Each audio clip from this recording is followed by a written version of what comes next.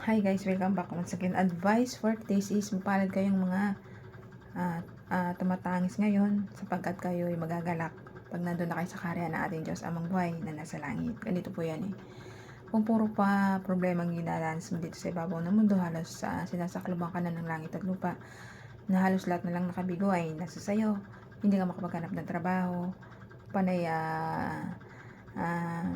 kabiguan sa buhay, panay lagi kang iniiwan ng mga taong mahal mo, inaapi ka ng mga kamag-anak mo, kaibigan mo, amo mo, at marami pang iba.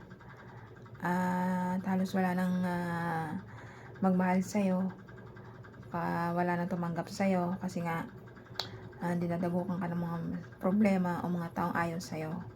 Ganito po yan eh. Huwag po kayo mag-alala kung kayong dumaranas na malaking problema sa buhay nyo, kayo laging umiiyak sa laki ng problema nyo. Huwag po kayong mag-alala. Yung pag-iyak natin ay susuklian po yan ng kagalakan ng ating Diyos Amang Buhay na nasa langit. Hindi po yan natutulog ang ating Diyos Ama.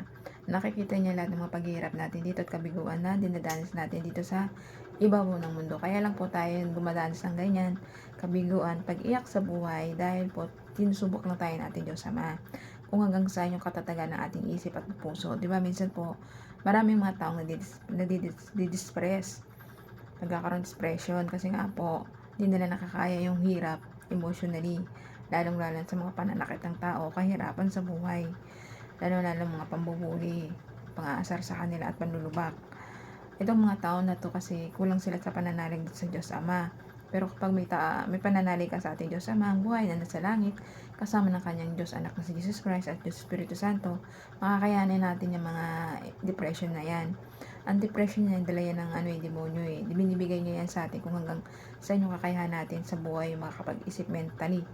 Kapag ang tao kasi, matatag pa ang pananalig sa Diyos Ama, na buhay, lagi siya nananalig, nagdarasal, ikabubuti ng kanyang isipan, kalusugan, at ng kanyang ikabubuhay o ang kanyang buhay, proteksyonan tayo ng ating Diyos Ama, Diyos Anak at Diyos Espiritu Santo. Basta manalig manampalataya lang tayo sa ating mga Diyos, puproteksyonan niya na tayo sa mga espiritu ng demonyo na gusto tayong ibagsak o para guluhin yung isipan natin para tayo magkaroon ng depression at pagkasira sa ating utak. Ang mga yan kasi, kulang kasi sila sa pananalig sa Diyos Ama. Kapag ikaw isang taong may pananalig sa Diyos Ama, ay tsak na tsak maliligtas ang buhay natin at lalong-lalo na hindi tayo masisiraan ng isip o magkaroon ng depression. Kapag ikaw ay maraming problema, lumapit ka lang at kumato ka lang sa ating Diyos Ama. Ikaw pagbubuksan niya ng buong puso't kaluluwa. Manalig ka lang, dasal ang ating sandata dito sa ibabaw ng lupa. Parati kang magdasal, manalig manampalataya sa ating mga Diyos, Diyos Ama, Diyos Anak at Diyos Espiritu Santo. Patatagin mo pananalig mo at maging mabuting tao sa kapatao mo, tsak na tsak pa proteksyonan kanya sa mga ganyang bagay, sa mga pagiging depression. Kung ikaw maraming problema at lagi kang umiiyak sa buhay, hindi ka palaging iiyak sa buhay dahil pagdating ng araw, maggagalak ka dahil kasi kabandang huli, tayo ay dadalhin ng ating Diyos sa langit ng kasayahan at kagalakan. Hindi ka naiiyak at puro problema, puro nakasiyahan doon sa langit kasama niya. Huwag kayong mag-alala. Tayong lahat na ito, pagsubok lang ang binibigay sa atin ng Diyos Ama. Kung hanggang saan ang kakayahan natin at isipan natin para malagpasan lahat yung mga yan. Kaya ikaw, habang maga pa, magbalik loob sa Diyos Ama natin, magbago ka na, palaging magdasal, at maging mabuting tao para sa kapatao natin. Kaya hanggang dito na lang po ang advice. Ingat po tayong lahat and God bless.